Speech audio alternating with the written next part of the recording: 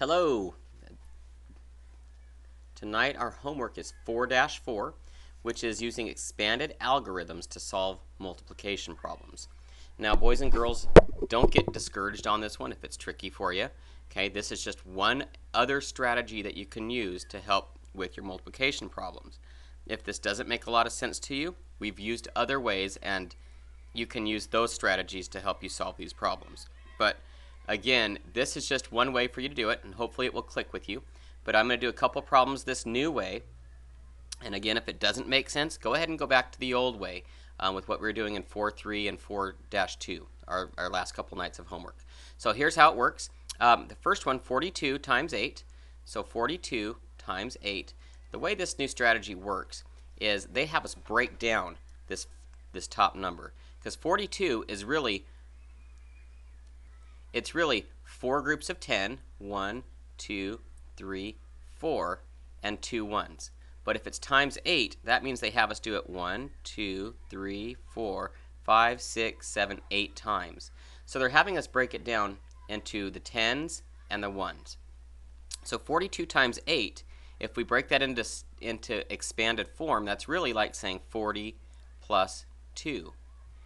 But we're going to keep the 8. So 40 times 8 and 2 times 8. Okay, and I hope I'm not confusing you already. Just stick with me here. Okay, so when they do 42 times 8, we're going to do the first part the same way we always did. We're going to do ones to ones. 2 times 8 is 16. So we put our 6, but this time instead of carrying the 1, we're just going to stick it here, 16. Okay, now we're going to multiply the 8, but this time we're going to multiply it by 40, because this 4 is actually in the tens place. It's not 4 ones. It is actually 4 tens, or the number 40. So we're going to multiply 8 times 40. And 8 times 40, 8 times 4 is 32, and then we add that extra 0.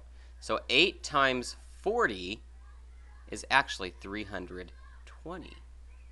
Okay, and then when we add those up, we get the answer, 6, 3, and 3. The answer is 336. Okay, I hope that wasn't too confusing for you, but let me go ahead and do another one. I'll do number 2 for you. 39 times 7. Okay, now we're going to go ahead and start by multiplying ones to ones. So 9 times 7 is 63. Again, with this new way of doing multiplication, when I say new, I mean different than the way we did it last time. Instead of carrying that 6 up to the top, we just put it in here. And then we're going to go ahead and multiply ones to tens, because this is the tens place. So that's not really a 3. In reality, it's a 30. So it's 7 times 30. And 7 times 30 is 210. 7 times 3 is 21. And then we put that 0 over here, just like we did 3 lessons ago. So we put that number down at the bottom, 210. Okay. Then we just add them up. 3 plus 0 is 3, 6 plus 1 is 7, and 2 plus nothing is 2. So the answer is 273. Okay, let me do one more this way, and I'll let you guys get started. So 21 times 4. Okay, we go ahead and we start by multiplying the ones place. 1 times 4 equals 4. And then 2 times 4. It's not 2 times 4, it's actually 20, because that's in the tens place. So 20 times 4 is 80. And then we just add them up, and we get the answer of 84. Now, guys, for some kids, this makes a lot of sense to do it this way. For other kids, our brains are all wired differently. So if this does not make sense to you, don't worry. In my class, you are allowed to do it either way. You can do it the way I just showed you, or you can go back and just do it the old way that makes more sense to you if it does. And this is the old way, just to remind you. 8 times 2 is 16. You put your 6, you carry the plus 1. And then 8 times 4 is 32, plus that one more is 33. As you can see, we still got the same answer.